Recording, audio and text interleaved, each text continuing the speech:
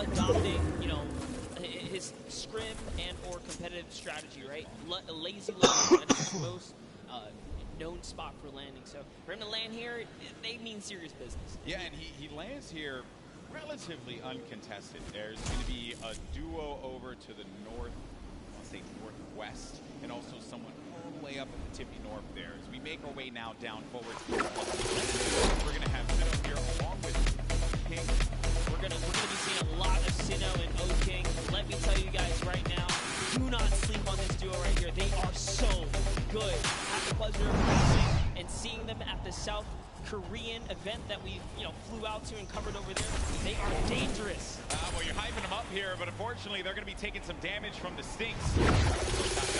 So when you throw down that stink grenade, it goes right through the damage. It does not hit the shields. It hits the green health bar. Not what you want to see happen here. Player, though, is going to be tucked away in the corner. And King and Sinnoh, they're the two top players. So they know how to work together here, try and pin their opponents into a bad spot. Here a few shots as well. More eliminations starting to go through. Nick 830 gets one onto Claire Grant. Aiden as well picks one up. Mackenzie's out of it. And then King and Sinnoh, they're just going to get, King's just going to get out of there. Wanted that pressure, but you know what? Figured a team that's working together is definitely a dangerous one. And we touched base with Yoshi a little bit earlier today. Looks like his partner Freddy is down here. He's off. He's on a quad. Can he get away? No, he has to get away. Oh no. Got fights here. Marksman. Oh, and he just tagged up. He tagged up the quad a few times. Did manage to hit him. If he would have picked up that infantry, could have had that pinpoint accuracy with that weapon. Probably could have provided a little bit more for him there, but it's also going to be a player up above. There goes the infantry rifles I mentioned before. It's such a precise weapon to take advantage of. JT Brown, they're looking around. Going to have Jeremy Ray Taylor up above in that box there, Monster. And they're going to be split up a little bit because they want to clean up this player around, see if they can get any of the resources. And they did convert it right there. And a little nifty trick Marksman used there, pulling out his pickaxe to reset his reticule so that his crosshair kind of tightens up just to make sure he can be as accurate as possible. So many nifty tricks, and this is why this is the pro AM, right? You have the pros, and then you have celebrity counterparts helping them out, and Marksman is showing that he knows what he's doing. Yeah. He's confidently ready to push as well. Exactly. Then we saw Ninja and Marshmallow there on the corner of your screen for a moment, continuing to loot up. Players pushing around the side here. This is going to be coming from the west.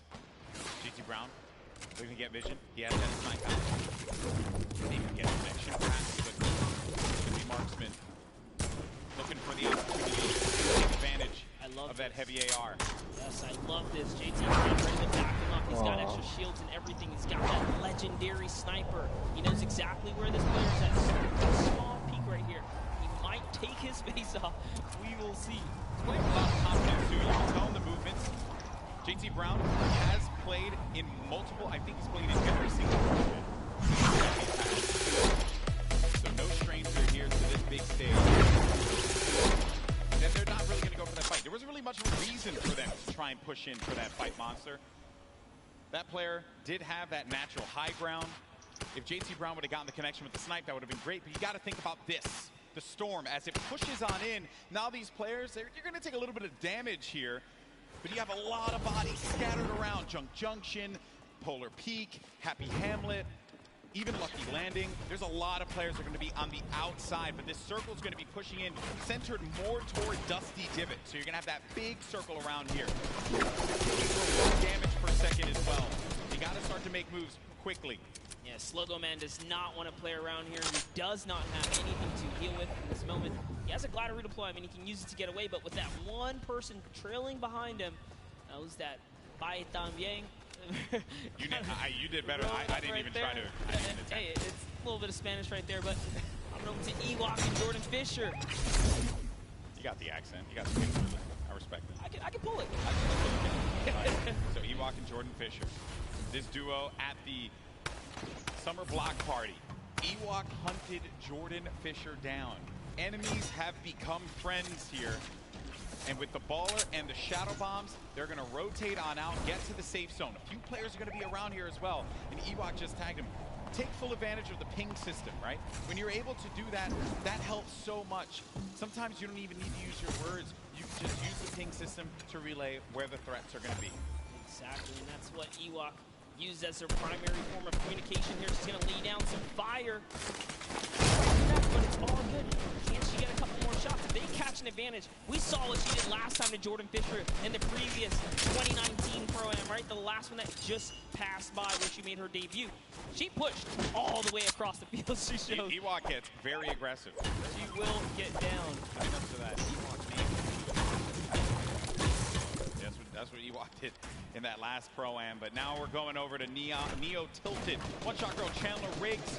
We're going to see Kyle K and Kyle Kaplan up above. There's K. Crowd popped for him when he had come out. Kyle Kaplan as well. I like how Kaplan's got. I'm trying to throw it off. You know, honestly, that's like, I wouldn't use this, right? If you wear this fit, you're tempting other people to be like, dude, that's marshmallow, isn't it? Right? And then they just want to push. You're not wrong there, buddy. I'd love to catch a highlight, right? Yeah, it's yeah, like, dude, I'll push him right now. Exactly. Right? You're not wrong there. I mean, that certainly can be a thing that players see and they're like, wait a minute, maybe. But if a lot of people who have studied Ninja's gameplay know that he is going to go over to that laser area. But we may go down to lava areas near the pressure plant. This is where Marshmallow and Ninja are. And there hasn't been a lot of activity right now, right? It's been a little bit of a slower game, but that's what I like to see, right? You and I, we've been casting endgame after endgame after endgame for Fortnite World Cup online qualifiers. So it's nice to see some strategy, some rotations go into place here. Players clearly being methodical where they're going to push at what point in time. And Ninja, he's getting ambitious with these shots, managing to connect that infantry rifle, the purple infantry rifle, so good. Yeah, Ninja actually one of the advocates for playing weapons that are not necessarily popular or cool at the moment, tends to play with things that are different. So before the infantry kind of, rose in popularity after changes, he was already running it, deeming it one of his favorite weapons to kind of play with. He's always been like that. He played, I remember many times casting him, whether it be Halo or any other title. He always goes for the road less traveled and does a lot of damage there with that infantry rifle. High about mid on the other side as well. This duo there. It's got to be. Oh no, Tim the Tapman. No, Tim! No, Tim! And he landed extra quickly. He got picked off from the sky. I don't want to say it, but he was literally swatted like a fly right there. Oh, that was too easy. Taken right out. Tim the Tapman goes down. There's no friendships here in the Pro-Am, people. Ninja makes Tim the Tapman pay. Wide card. And he's going to hit Code. All right. So there he has his ball. He's going to get a bunch of extra goodies. And oh no, Ninja's ball actually flew off the steam vent. And it's gone. Ended up going with it. He ends up getting the ball right behind back. Look around. He doesn't know, obviously. A lot of players will start to convene here by pressure plant. This is where the circle is going to start to fly. And then keep in mind, when you get to these final circles and you go over that lava, it can be your worst enemy or even your best friend because you can traverse the lava very quickly. Sometimes it can throw you off, and for a more unexperienced that can certainly throw them for a loop. Yeah, it can definitely end up splitting up a team, right? And it causes some chaos that way. But man, the fact that Ninja's able to just hold this area right outside the net ball. Wrecking people with it. Yeah, look, there's another player right out the side, right there. David Williams goes down. Time to go collect.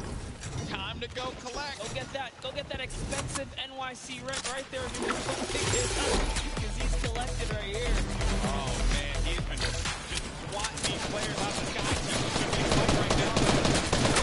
Going to use the shockwave grenade to get out of the engagement, reset himself last. He's doing the work with it as well. We'll also have those chug splashes for him and his teammate if he needs to use it. It's going to be Ewok Jordan Fisher. This is a huge battle that's going to be taking place here.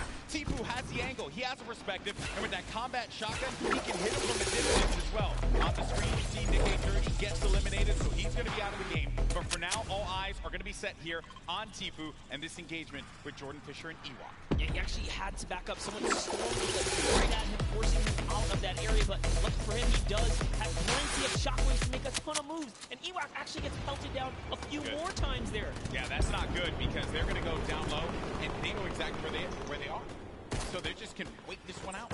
Let me tell you right now, for every little bit of advantage Tfue gains here, the more unlikely it is that Ewok and Jordan Fisher are going to get out alive. And that's it. I think he's got his confidence all the way up. He knows he needs this loot here. He has natural high ground. Their backs are against the storm wall. They're going to start to push up, but they're going to use the shockwave to fly out of there.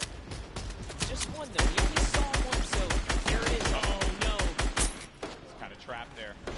And he's waiting for him. He's going to tag him. So much damage. When he's in your face. Oh, but he gets chunked. He's going to lose a lot of health there. Now going to be sitting at 35 HP and had to get out of there. Going to use those shockwave grenades. The movement that you get with that utility is huge.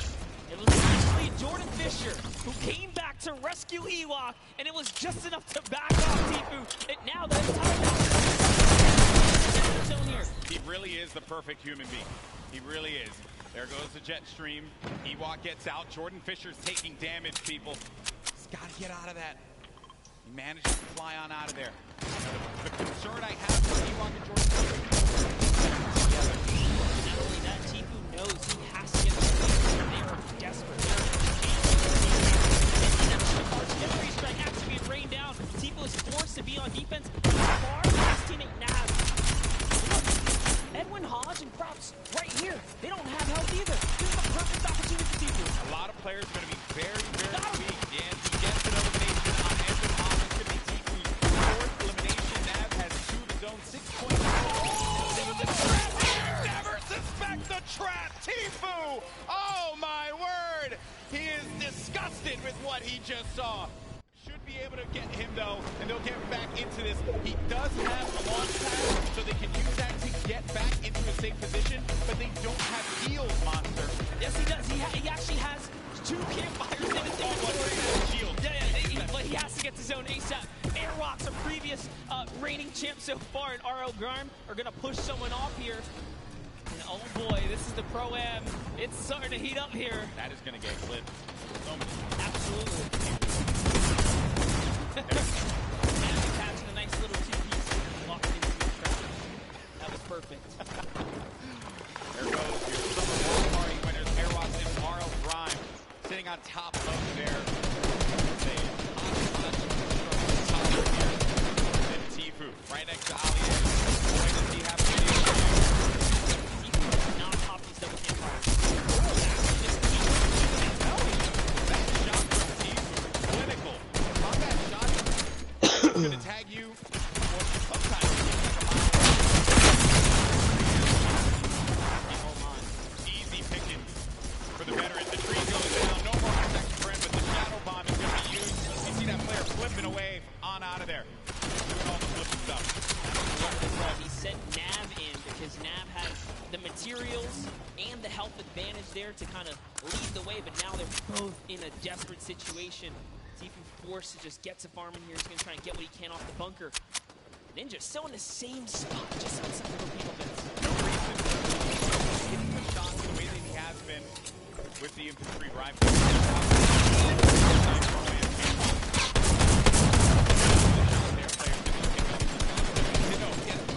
Oh man, that's rough.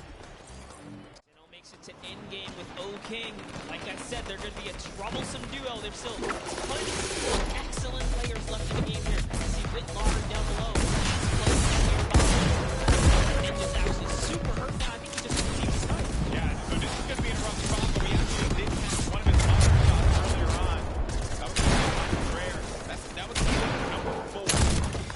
Now let's get back. We're fighting. Hit again. Rough for Ninja. Saw Campfire. Saw Myth there. Saw Cloak is still going to be in this match. Mark still in the game as well. Airwalks, as we had mentioned earlier, Wildcat there. Everyone gathered together here, right in between Dusty Divot and Big Ball. pick one elimination. To get down to 15th place, that's when the place every elimination, that duo gets